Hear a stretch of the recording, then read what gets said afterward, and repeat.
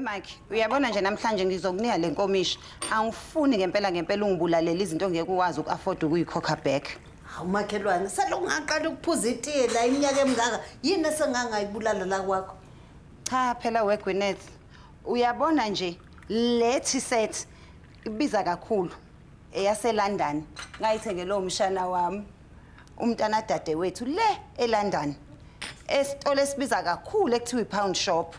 Uyambona umntaka dadewethu nangilo ipilot. Ipilot ke Mark umuntu oshayela amabhanoyi. Hey, uyakhohlwa ukuthi indodana kadadewethu naye u-driver.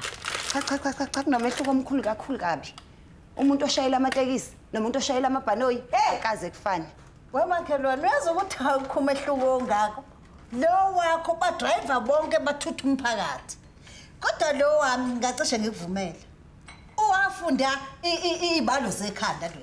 Uyakwazi ukubala ne-honor liyamthemba. Uyabona ke lo wakho akazi nokuthi imali ikhokhwa kanjani, ikhokhwa umalini, yena udrive abantu nje uthutha abantu.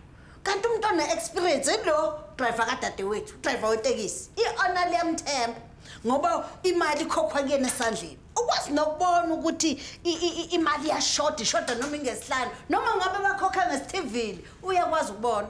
Abashaye phansi ku-freeway athi ehlana ubani lo ongakhokhile ubani ongaqedi abanikeza imali yabo back. Uhamba kuma-potholes, uhamba nakuma-hums, afika idakwa, afika imbuzi noma ngabe kune-traffic.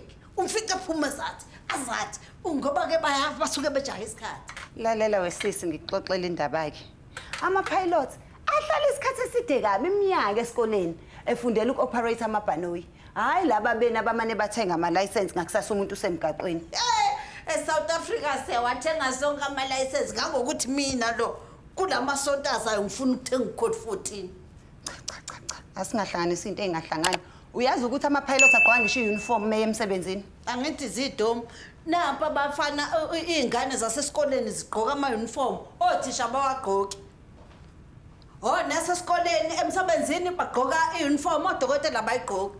Okuchaza ukuthi lokho futhi mina ungazolinga nje uchomele ikala ngeChina.